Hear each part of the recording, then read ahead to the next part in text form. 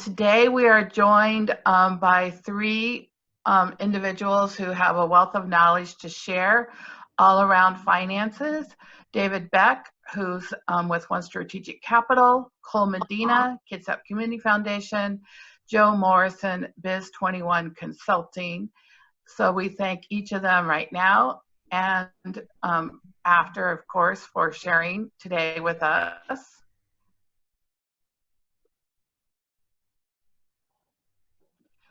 This is just a quick shot of our COVID-19 page. It changes almost every day.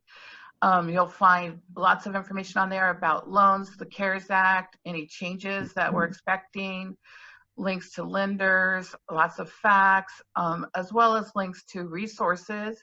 And on the side column, there are our most recent posts on our blog, which changes daily. So if you went there yesterday, it won't look the same again today.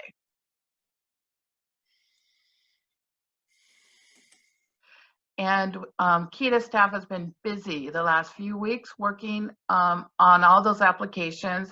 In all, we received nearly 1,000 applications and/or emails, phone calls regarding the governor's Working Washington Small Business Emergency Grant Program. We had a lot of interest in this. Within hours, we were over 600 in a day. We recruited a couple of community members to help review them. And tomorrow I will be forwarding 64, that's the number we're allowed to forward, to Washington Department of Commerce. And we are told to anticipate 16 to be funded for Kitsap County. In the federal update, this is just some good information. And as a reminder, all these slides are on the website the following afternoon. So this additional aid has $321 billion for the Paycheck Protection Program. Something different, $30 billion is reserved for community-based lenders, small banks, and credit unions. They added another $60 billion to the Idle or Injury Disaster Program, and then you can see what the rest of the funding is for. And then, of course, there was the announcement earlier this week about the Remain in Place will go beyond May 4th, and we'll all be looking at that. And coming up, we have other webinars planned. You can always look at that on our webinar page. If you click on the COVID tab, then you will see weekly webinars and archives there. And we encourage you to register for those as well.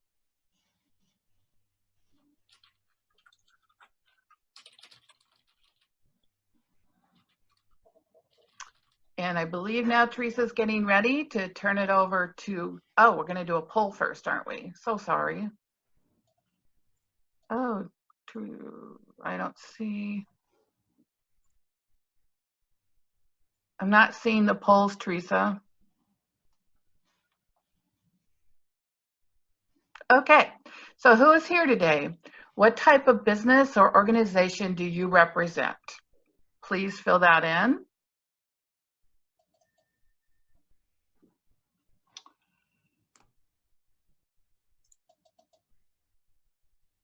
Oh.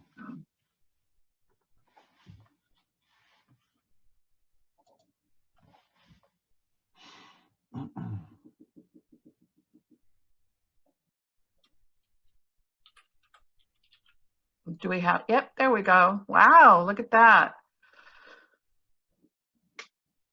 So, professional services wins. If there is a way to win a poll. All right, thank you. All right, and now I believe we're ready for Joe Morrison to take over his part of today's webinar.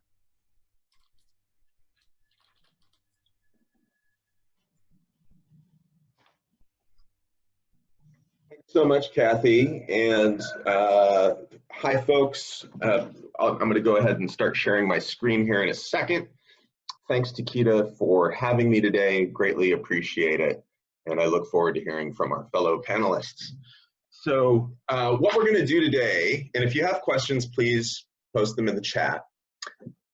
Today we're going to talk about crisis financing, and we're going to talk about it in two areas. We're going to talk about it in small businesses, going concerns, if you will, and we'll talk about it for startups as well.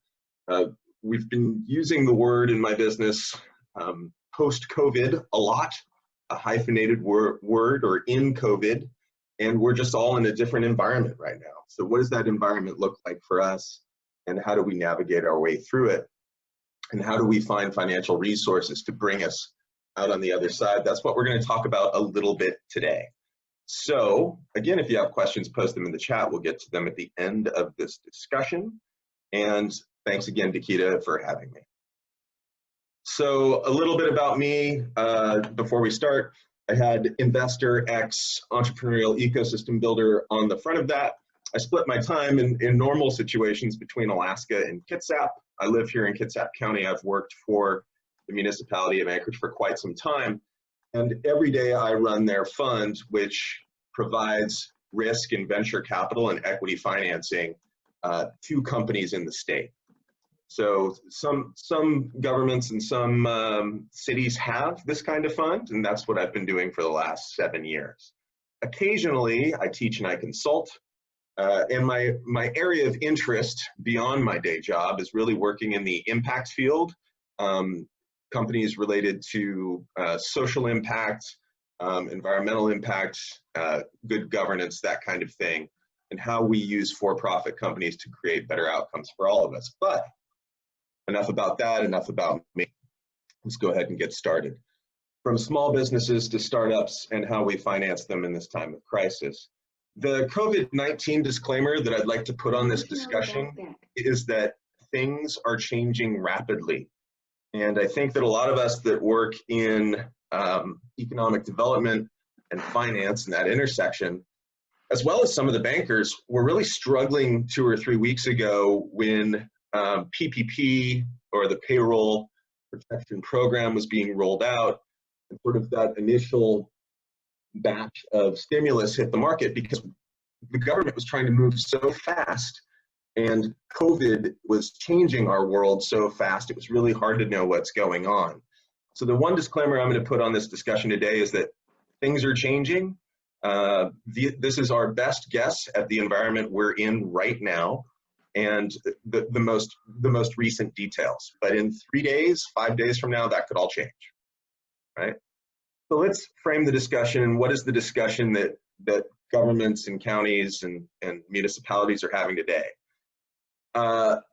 They're talking about how we're going to reopen our economies, largely. They're trying to make sure that we've flattened the curve appropriately, and that if a surge comes, hospitals and medical providers can deal with that surge. But the discussion immediately after that is, we know we're going to be living with COVID, so how do we have functional economies in that time? So this map is a map that was generated by some University of Washington data scientists about when they think different parts of the nation will be able to reopen based on downward trends of COVID cases. But here's the other part of the story. We have had in the last 4 or 5 weeks some of the most significant job losses the nation has ever seen. And it's very strange to say that what took us a year and a half to lose 8.7 million jobs in the Great Depression, or the Great Recession of 2008, we've exceeded that in 4 or 5 weeks. And we've lost all the jobs that have been made since then. That's a very hard thing to grasp mentally, just like it's hard to grasp how COVID could exponentially ramp up and create hundreds of thousands, if not millions of deaths. So the world we see right now isn't necessarily the world we're living in economically. And further, why this is such an important discussion is, well, what's going to happen? We know that there has been a significant financial impact and economic impact of this lockdown order that's kind of all throughout the nation in various stages. And so a lot of questions that economists are asking and governmental leaders is, what can we do to put us in the best case scenario for the next few years where we have a V-shaped recession, a recession that is measured in quarters rather than in multiple quarters or years. And I think probably the middle of the road forecast is that this is going to take us a couple of years to climb out of. But there's potential for a better scenario, a V-shaped recession.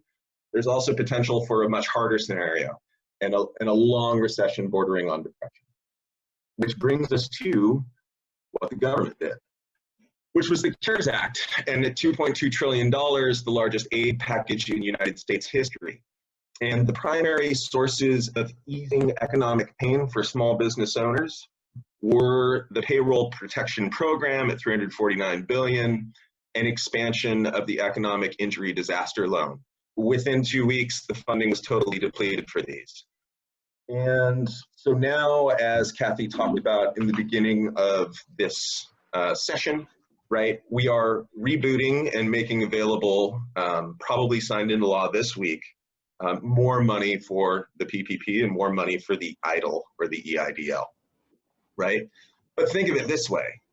So I got some data from a CNBC article that talked about, when the National Federation of Independent Businesses surveyed their members, 70% applied for the PPP. 1 in 2 applied for the EIDL. And we know that those approval rates are going to be considerably lower. So of the 70% who applied for PPP, 1 in 5 heard that they were approved. So sort of what does that look like if you just do some back of the envelope math? Less than 1 in 3 Americans will probably get this form of stimulus, even if you double the amount of money that's going into it.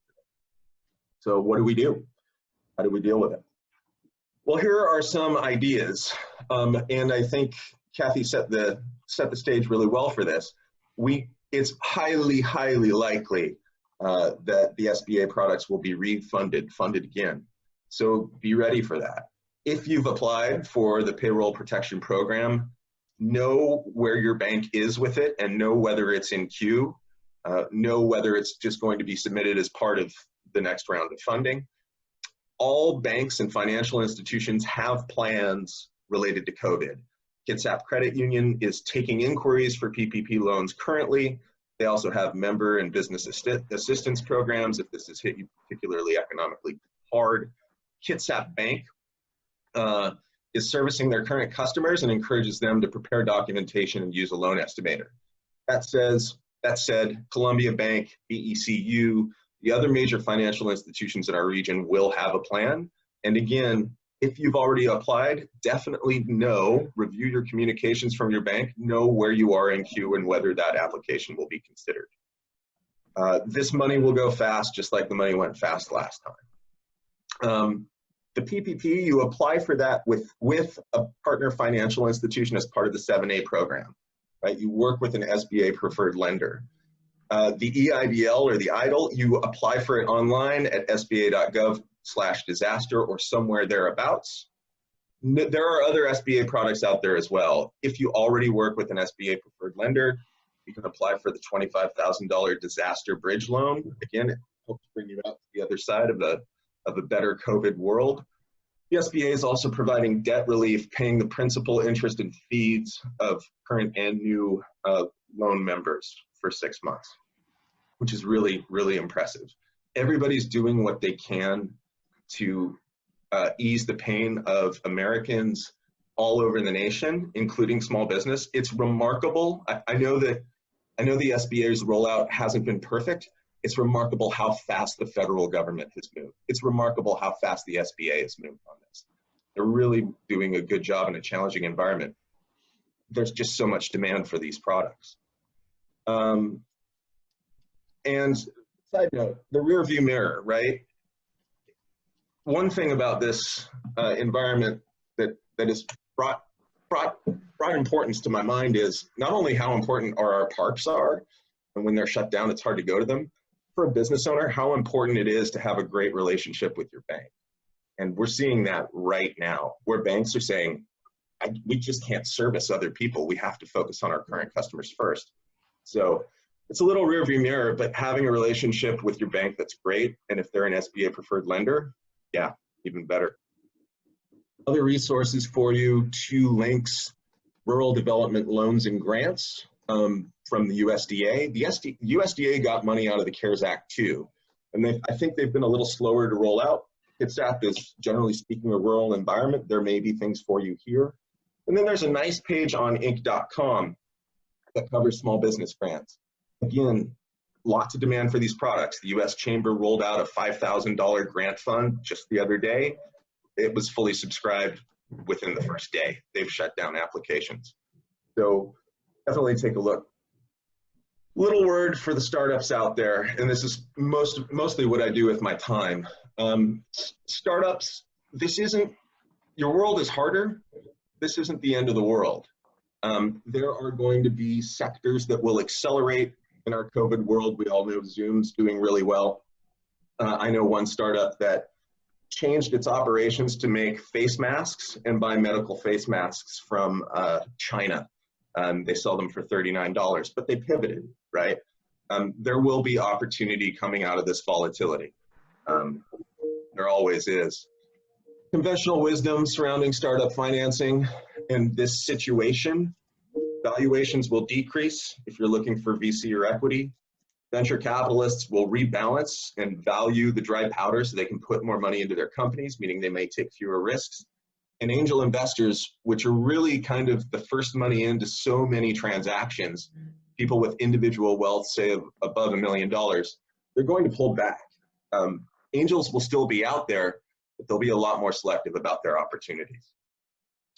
And if you're a startup, if you're building a business, just so you know, this is where we like to invest. We don't like to invest at the idea stage. We don't like to really invest at the early parts of validation. When you have customers, when we know that your product is wanted, that's when angel investors invest. And usually that's a maybe discussion. And now that maybe discussion is going to be even harder to have, right? We're going to be even more selective. Final thoughts for the startups out there: bootstrap, bootstrap, bootstrap. It's going to be harder to get financial resources. If you can't get financing, the question that most investors ask is, well, what is it that you buy with that money, and how can you get it without relying on cash? How can you trade for it? How can you use other resources to find it other than investment capital? There's a rule which is never run out of money. Our small business owners know that. It's now more important than ever for startups. And if you do well during the COVID-19 crisis as a startup, you're going to demonstrate good stewardship of your rare financial resources, which will be really impressive to investors during and after this crisis. And if you have to, do what you have to keep this startup alive. Pivot the company, as I discussed, the company called Uncognito that makes those face masks. Earn income other ways, complete side hustles, keep your company going if it's the right thing to do.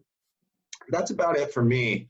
In closing, business continues in Kitsap, from Uptown Cycler opening up in Bremerton to TARP Innovators and them trying to create containment units to carry people who are dealing with COVID infection. So business owners, whether you're an existing concern or a startup, be proactive, be aggressive. Crisis finance is simple math. If you can get it and the costs are low and you need that capital, take it. If you don't need that capital, if you don't need the PPP or EIDL, please don't take it. And I think we're seeing that in headlines every day, from Harvard to Shake Shack returning money that was meant for more companies in crisis. Remember that recessions and even depressions end. This too will pass. The medical implications are a lot worse than the economic implications. Getting through this, however you do, personally or professionally, is a win. Folks, this is how you can contact me, and thank you. Appreciate your time.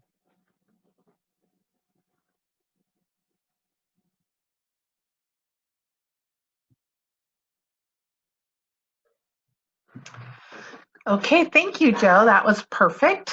And of course, you can easily get his email from the PowerPoint when it's posted. And now we have a 2-part poll for you to participate in about money, whether you are you eligible, and excuse the typo, and then a follow-up. If you did apply, did you get the funds?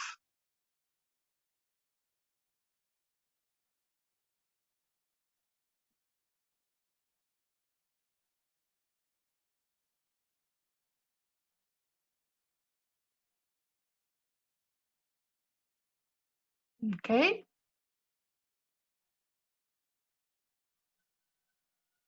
And if you remember last week, it was pretty much the same as last week, where a lot of people were eligible, but not many people got funded. So things did not change. So thank you, Teresa. So Teresa is now setting it up for Cole Medina with Kitsap Community Foundation, who's going to be sharing with us the impact of COVID on our nonprofit and charitable organizations. Thank you, Cole. Yeah, happy to be here. Should I start or am I waiting for Teresa? Teresa, can you take the poll results down?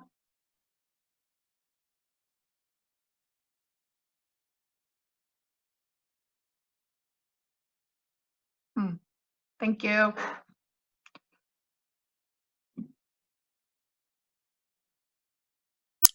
I think I should go ahead then. So thanks for having me today. I'm Cole Medina. I'm President and CEO of Kitsap Community Foundation, where I kind of sit in the middle of our web of nonprofits here in Kitsap County. Just see a comment from Denise below. We had a big event this week, a slight tangent here. Kitsap Great Give, some of you might have heard of. 300, it's an online day of fundraising that any nonprofit can take part in. There were 334 organizations that took part, and altogether we raised, I think when it's all said and done, about $2.2 million for local nonprofits in this one-day event. So congratulations to the community for that. In addition to my role at the Community Foundation, I am an elected council member on Bainbridge Island, and in that role I serve on a number of boards around the county, like the Kitsap Transit Board, the Kitsap Public Health District, and the KEDA Board, and some others. So all of that work and the information I get through all those boards and those roles also informs my comments today. But I'm really not here to talk about nonprofits. And I saw from the panel that there weren't a whole lot of nonprofits on the listening right now. So hopefully this will still be interesting to you, even if you yourself are not a nonprofit. I'm going to cover 4 topics. I'm going to talk about a survey that we did with some nonprofits, or the nonprofits in the community, and then just talk about what I'm calling a reality check for nonprofits. Talk about how nonprofits can try to obtain some revenue during this response to the COVID moment. And then briefly talk about whether charitable dollars can be available for for-profits. So moving on to the survey results. This is a survey we did in partnership with Bainbridge Community Foundation. It's important to point out the survey closed on April 1st, so this information is now 3 weeks old, and of course a lot has changed since then. And in particular, what has changed is the first round of PPP funding was announced and came out. So in light of that, some of these answers I'm about to share might be different now. We're going to do another survey next week, so we'll see if the answers have changed. I'm going to run through these slides pretty quickly. What you're looking at on the left side, those numbers 35, 30, those are percentages. So when we took this, when we posted this survey, we asked how many of you nonprofits have furloughed or laid off employees at this point? And you can see that, for instance, in the environment, animal welfare, recreation sector of nonprofits, over 30% 3 weeks ago had already laid off or furloughed employees. And you can see the numbers. I'll just move on to the next one, because again, I'll go through these pretty quickly. The question was, how many employees had you laid off at that point? You can see that amongst health, housing, and human services, a whole lot of employees had been laid off by that point. And I should add that 120 of our local nonprofits took this survey. So while we didn't run any statistical analysis on it, with 120 taking it, it's pretty good representation, I think. We asked if they're eligible for unemployment insurance. About half were, half weren't. We asked what their needs were for specific resources. So do they need specific things to help with their response? So that's the next slide, such as medical equipment or technology needs. Most of them said no, there weren't specific equipment needs they had. We also asked, okay, do you need more labor? Do you need more help? And most of them said no, we don't need more help. And then the next question, which had a very different answer as you might expect, is do you need more money? And yeah, the answer was yes, that's what we need. We need more money. And then we asked them, hey, if this stay-at-home order goes on for 2 weeks, how will that impact you? And then at 1 month, what will the impact be? In 2 months, and 3 months, and 6 months? The red bar is the percent that said, hey, if it goes on this long, we will probably be closed and have failed. And the orange is, you can see at the bottom there, we will likely survive, but we will have significant challenges. For me, the orange is, it's going to be really, really hard, and on the other side of this will look very different and probably will not be providing the same level of services in the community. And then you can read the rest. Actually, could you go back? So this is the overview slide. So this is all the sectors, and I just want to point out the bottom one there. 35% of the nonprofits in our community said if this stay-at-home order goes on for 6 months, they will fail. And another 50% said they'll likely survive, but they're going to be really severely damaged. So that's 85% of our local nonprofits will fail or be pretty damaged if this goes on. And then we broke it down by sector, and I'll just roll through those pretty quickly. You can see in the arts, culture, and heritage sector, they thought they could hold on a little better than the general group, the whole group, but once you get out to 6 months, they fare as poorly as the average. In the education sector, it's not quite as grim, but it's still pretty grim. In the environment, animal, welfare, recreation sector, again, not quite as grim as the overall average, but still not good. And then civic public benefit, I'll just let you see those numbers there. And then finally, health, housing, and human services. And I want to take a second on this one because the numbers are worse there when you get to 6 months out, or 40% of our nonprofits in the community that provide health, housing, and human services say they will fail if this goes on for 6 months. And you can see over 90% of them say they will fail or be severely hurt. These are the nonprofits we need the most right now.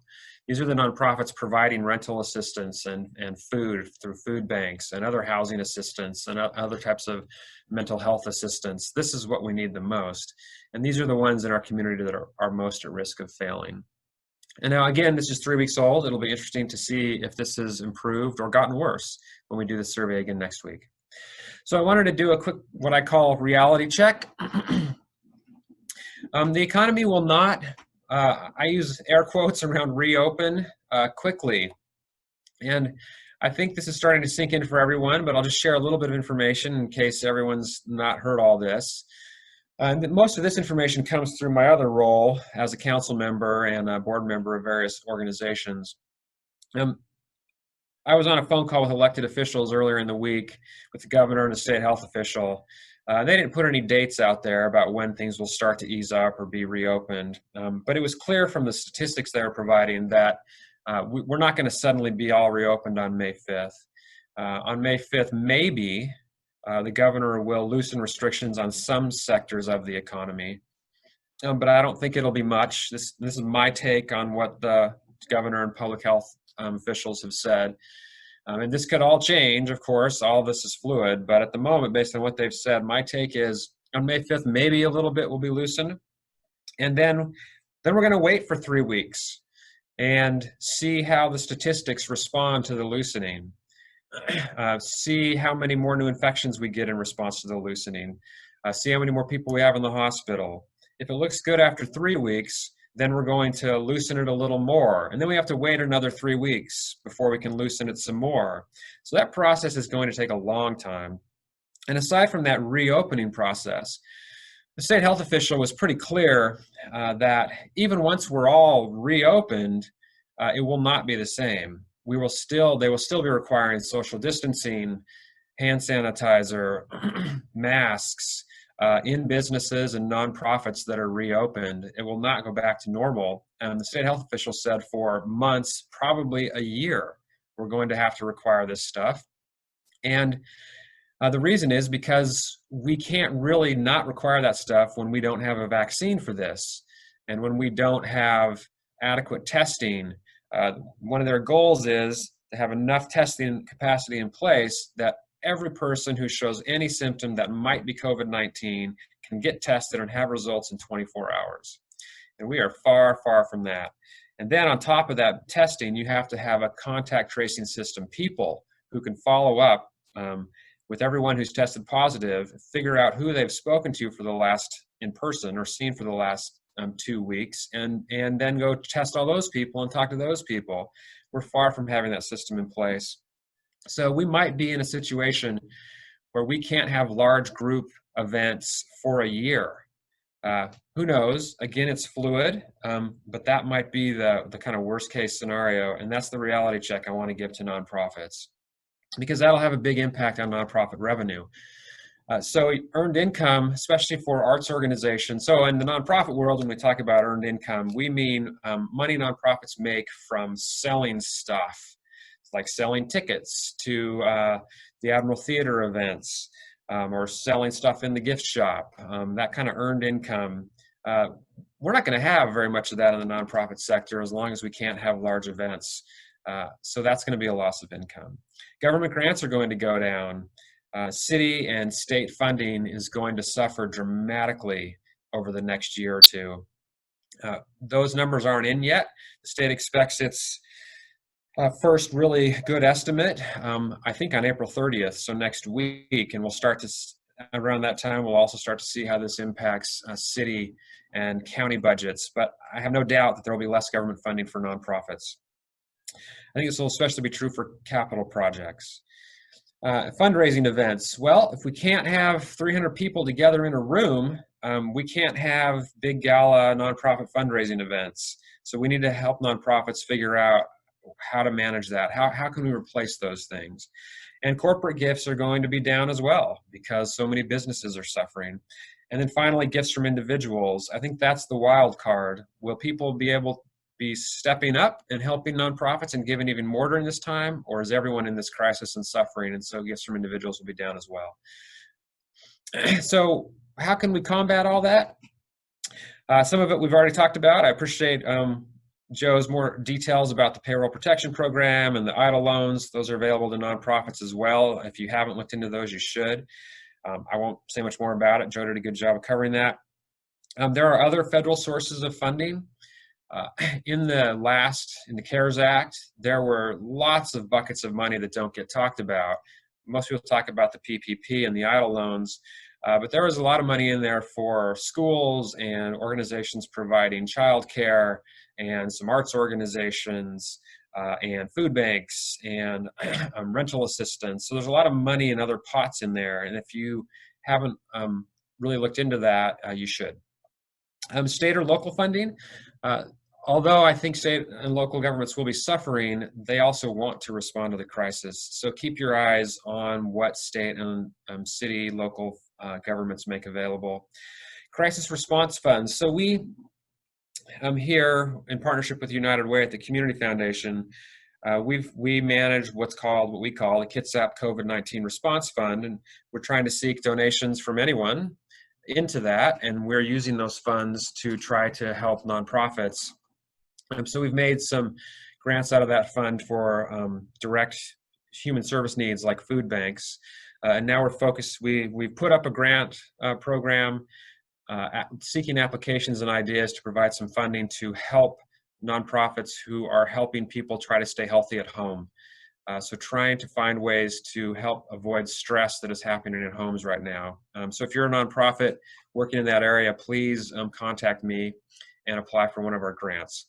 But these response funds that we're managing and every community foundation is managing, relative to the need, they're very small. They're not going to save the nonprofit sector.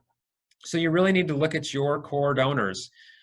In this time, it's your core donors who are going to support you.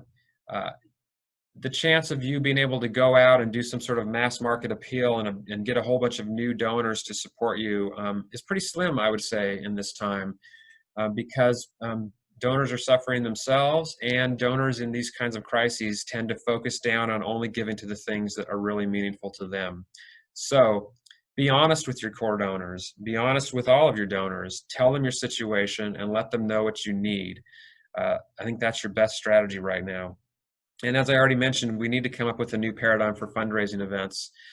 How can we create spaces virtually or in real life, but in a socially distanced way, where donors who want to give, nonprofits who need money, and corporate sponsors who want to give can all come together and still have this kind of event?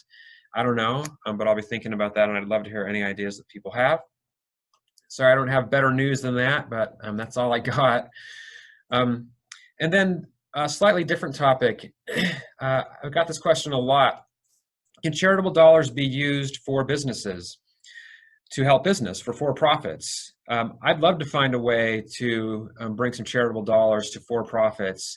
Unfortunately, there are some pretty strong restrictions in place in the Internal Revenue Code. And there's some easy things. We can use charitable dollars to do research about economic stuff that might be useful and interesting to the for-profit sector. We can use charitable dollars to provide education to for-profit business owners or employees. Education is certainly charitable. But of course, what businesses really need is some direct grants or loans. And we can only use charitable dollars for that if we can show to the world that those grants or loans are primarily benefiting the entire community, not benefiting the business itself. And I think because I've gone over, I'll just leave it at that. But I'm happy to talk to anyone about that if you have any other comments or ideas. I'd love to partner with someone on trying to bring some charitable dollars to the for-profit world. So thank you. Thank you, Cole. In just a minute, we'll have David Beck share with us some information that you may have missed in the CARES Act, but we have another poll.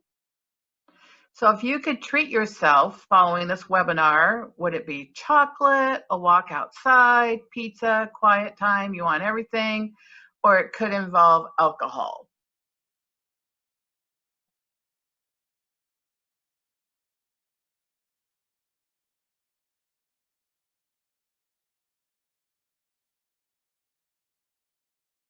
Okay.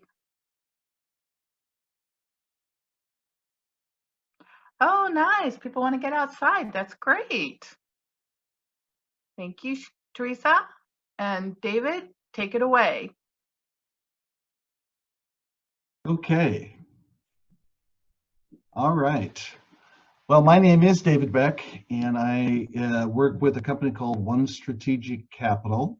We're located here on Bainbridge Island. We are an independent advisory firm that focuses heavily in the retirement plan space and also personal wealth management. Next slide, please. And to the next slide. Okay. This gives you an overview of what I think I had just mentioned. So we'll go to the next slide. Okay. One of the reactions that take place to events like the coronavirus is the fact that it affects the financial markets in very different and dynamic ways. We tend to call these events black swan events. And the reason why we do is because they are atypical to most recessions that we who are older have been through in the past. And the reason why they're important to try to get our arms around is the fact that the reaction by the financial markets is swift and deep. And the reason why is it creates a lot of fear for obvious reasons. When we're not expecting something to happen, and then it finally becomes evident that not only has the event occurred, but that it's going to have long-lasting effects, it tends to panic people because they're, in this case, not only concerned about their health, but also about their wealth. Now, there is some good news here in that if you take a look at this particular slide here, you can see that as of March 20th, our fear gauge, the one on the bottom, was showing a rating of 9. Now, how these gauges are calibrated or how they're defined is by looking at what we call the fear index, again in the financial parlance, which is basically the amount of puts that are being bought in the marketplace by investors. And puts is a second level investment that people buy to try to protect the downside. And as you can see, the put activity was tremendous. So there's a lot of it. But fortunately, a month later, after people have had a chance to digest not only the black swan event, but how the government has responded to it and how it might affect their individual situation, we're starting to see that fear gauge start to become less fearful. So there is some good news here in that at least people are starting to feel a little bit more comfortable in this brand new environment that none of us have really experienced before. Next slide.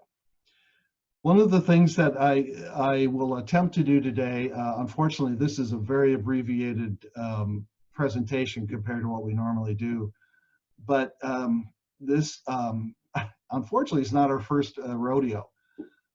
If you take a look at the last 20 years, we've had 7 major viral outbreaks. And these outbreaks, as you can see by looking at the, in this particular situation, wasn't the S&P 500, but another world index that helps us track the health of the world economy.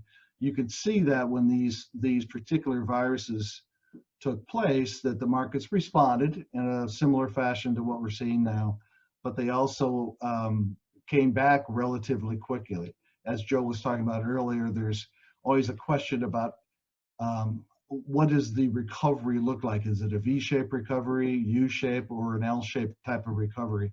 But at least if history is any bit of a indicator of what the future might hold, the particular historical events have been somewhat rapid in recovery. Now, the coronavirus is a different animal, we think, in that what has come along with that particular epidemic is the fact that we've had to close the economy down. And again, as other people have talked about it, we're really in uncharted waters here. Next slide. So the thing that we wanted to talk about today is a subset of the CARES legislation, which again, Joe and others have talked about in terms of the magnitude of the legislation and the other types of events that have been taken place to try to help liquefy the markets. As has been pointed out, the Federal Reserve and the Treasury, as well as Congress, have moved quite quickly to try to put a flooring in, so to speak, to make sure that the markets didn't freeze up, which they haven't up to this point, and then also provide other forms of stimulus and relief for individuals and corporations. There also has been some, as a part of this legislation, there has been some changes to qualified plans, 401k plans, 403b plans, and even IRAs. And I don't know how much of that information has come to light in respect of the overall issues that the CARES Act has tried to cover. So what we're looking to do here is to give you a sense of some of the things that have changed and how it may affect your particular business or you as an individual 401k participant.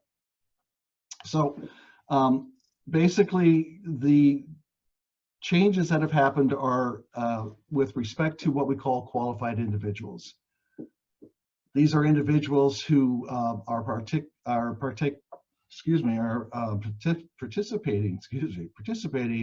in a 401k plan in qualified accounts. So if you are looking for some relief, then you have to be able to demonstrate that to get some of the relief that we'll discuss here in the next few slides. You have to be able to, there's a litmus test that has to be met. And one is that you have to be able to have been diagnosed to have the virus.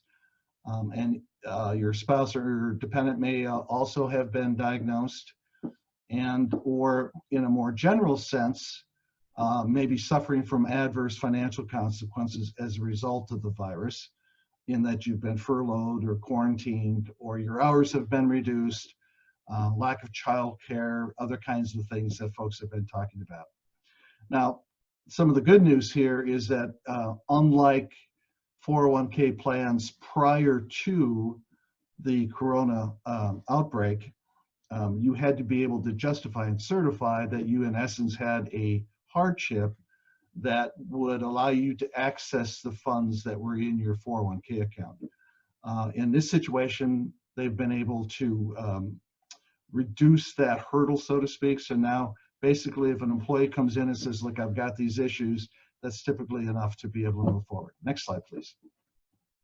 Okay, so here are some of the changes that are now available for the 401k plans and 403b plans if it's elected by the plan sponsor. So in this situation, what was prior limitations in terms of how much you could pull out of a 401k plan in a hardship manner was the maximum of $50,000 or 50% of whatever funds you had in your plan at the time.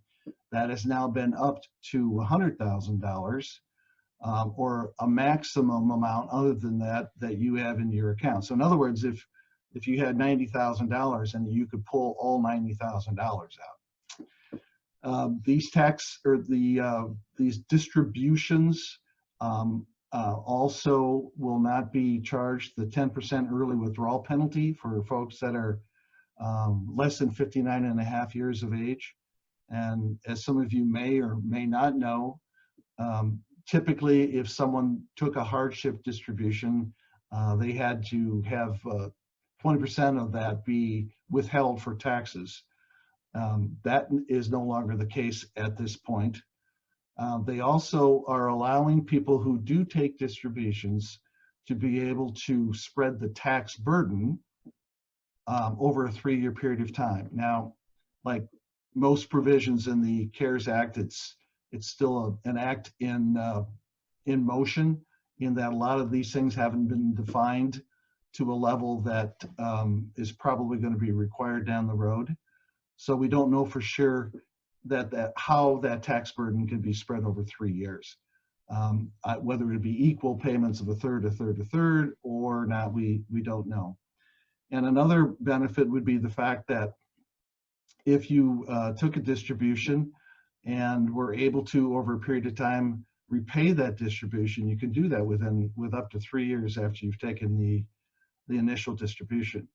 Now, this feature is optional. And this is why, one of the reasons why we're talking to hopefully some of the plan sponsors that are on the call here. The plan sponsor can make a decision as to whether they will allow these new features to be available or not. Another source or second course of action for folks to get access to money is through loans. And again, you have to be a qualified individual to be able to take the loan. And again, this loan amount has changed from prior coronavirus to being able to take up a loan up to 100% of what's in your account, up to $100,000. In the prior renditions, it was $50,000 or 50% of your vested balance. These higher limits apply for loans taken until September 23rd of 2020. So there will be a cutoff time, and it will be early in the fall. And generally speaking, the loan feature, at least initially right now, is really only for plans who have in their plan design a loan feature that is available to them. So in other words, if plans didn't make that loan feature available, they would have to probably change their plan documents to be able to allow that to happen, which would suggest you'd want to talk to your plan administrator to be able to make that happen, or give us a call and we can help get you connected with the right people. Again, this feature is also optional. Next slide, please. Okay. Again, I'm going to have to read some of this, and again, it'll be posted, I believe, after this session. So qualified individuals may also be able to suspend their 2020 loan repayments for 1 year.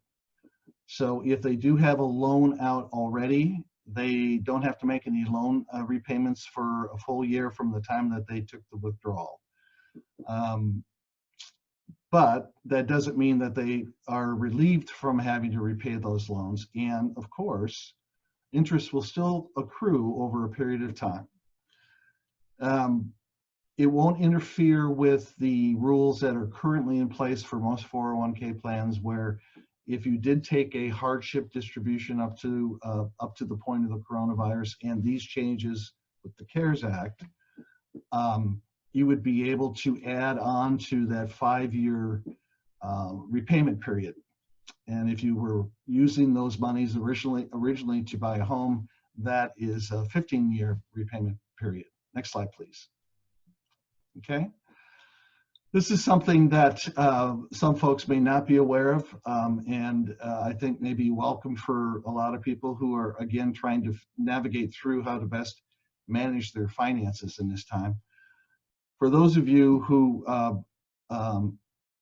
require, or the government requires, that you distribute so much money from your plan once you turn 70.5 years of age, that particular requirement, which is what we call the required minimum distributions, will be suspended or waived for 2020. So if you have an RMD that's due this year, you don't have to pay it. You can keep that money. In fact, if you haven't made your RMD payment up for 2019, you don't have to do that for 2019 either. Defined benefit plans have a different set of rules that I won't spend time on today. Again, we can address those on an individual call or an individual web session. Next slide. Okay. Again, these are issues that plan sponsors who find themselves in these particular situations are going to want to talk with their third-party administrator, or give us a call, and we can help you through this. But you will have opportunities to suspend contributions if you're one of those companies that are struggling to keep their lights on. But in most cases, you'll have to look at plan design changes, which fortunately don't have to be completed until the end of I think it's the end of January 2022. And if you have a plan that has a safe harbor provision, you can suspend those as well, but that's going to require some notifications and other things that needs legally to be sent to the plan participants. There's a question right now in terms of how are we defining termination of employment under these coronavirus conditions. You know, is temporary leave considered a termination of employment, or furlough? Those have yet to been vetted yet, so we're really quite kind of in unfamiliar territory here at this point in time. I'm sure we'll get more clarity as we move forward. And then there's the issue of partial plan terminations, where you've got more than 20% of your workforce that's been terminated during the year. For those folks, at least with how the current legislation is written, if you have more than 20% of your workforce terminated, then those funds are due them, and if they were on a vesting schedule, they would have to take all of the vested dollars, whether they are fully vested or not. They can take those monies with them. Next slide. Okay, so a lot of the plan sponsors that we work with have been asking us over the last month and a half or so, well, what do we say to our plan participants? How do we help them through this difficult time? How do we better explain what some of these provisions are in the CARES Act that might be beneficial for them? What kinds of things would you want us to convey to them? And our first response is, give us a call. We're here to help plan participants understand what's been going on and what types of alternatives are available for them. We'd really like to play that role for the plan sponsor, but if they are asking you, here are some of the things that we're recommending, these are the things that we would talk about if they contacted us directly. First, just to kind of put things in perspective, because perspective is always important in times of trials and tribulations. If you take a look at this particular slide of the S&P 500 over the last 100 years, you can see in the below the line, you can see the red, which is basically bear markets that have occurred over those 100 years. And I won't read all the statistics and everything, but those particular call outs in red are where markets have gone down at least 20%. We have certainly fulfilled that with the coronavirus in the reaction to it. But the point to take home here is the fact that even though some of these recessions or these downtrends in the market that have been at least 20% or more, you can see that the subsequent market recoveries have been pretty strong.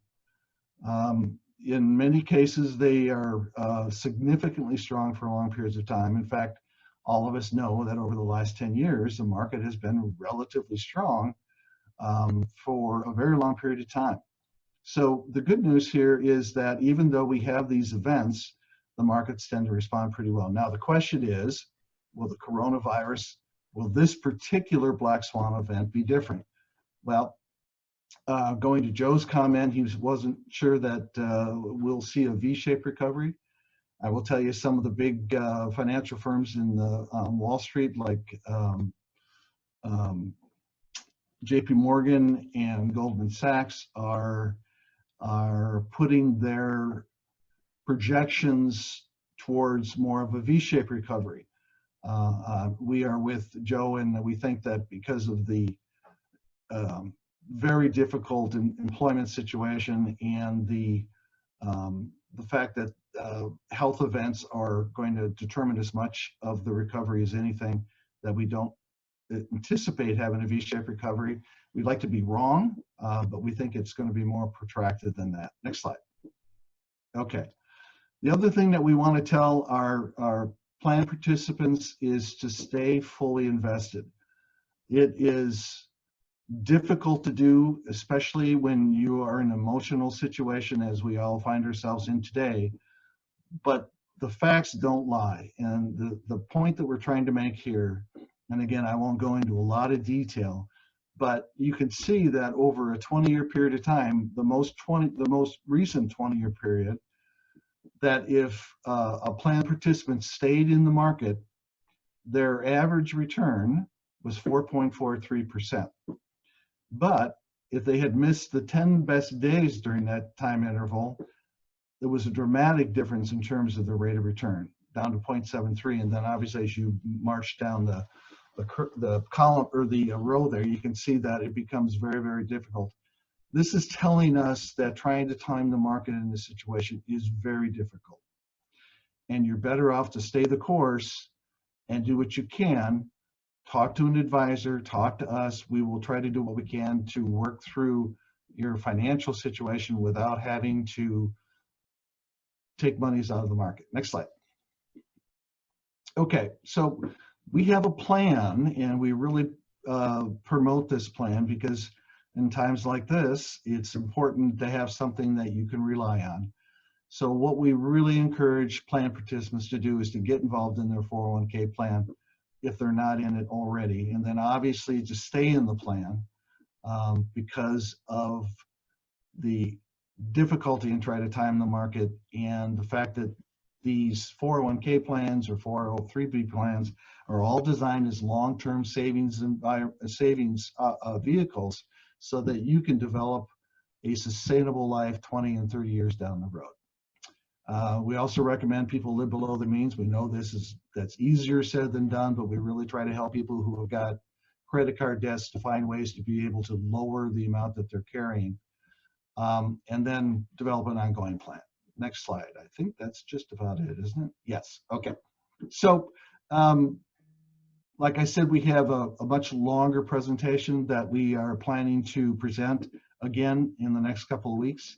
If you would like to get into more details, we will have an ERISA attorney involved in the program as well as a TPA. So we really encourage you to take advantage of it. You can contact us using the ofcfp.com online scheduler, and you can talk to us or give us a call directly. I really appreciate your time. Thank you very much. All right, thank you, David.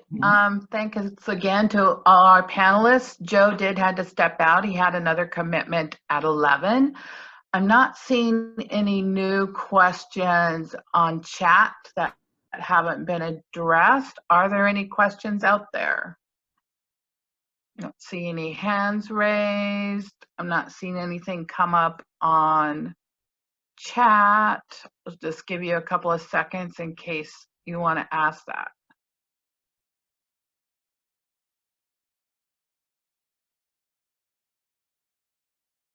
Okay, Teresa, the last few polls, and then we can be done apparently. So which of the following decisions have you made since this crisis began? You've laid off staff, you requested deferred payments, you reduced hours, you closed with the hope to reopen soon, or other.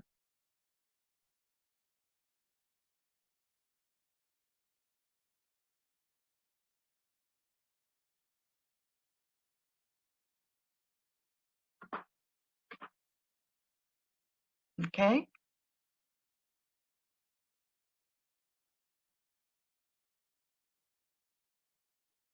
Okay, I would be curious to know what the other things are, but it's pretty split.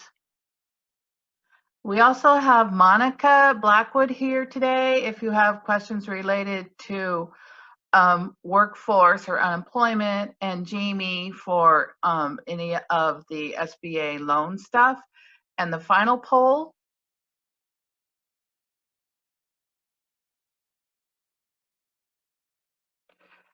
So, do we need to have a fashion intervention for anyone? Are you ready for the workplace? You have messy hair and don't care. You're wearing yesterday's PJs because it works, or you are a fashion icon.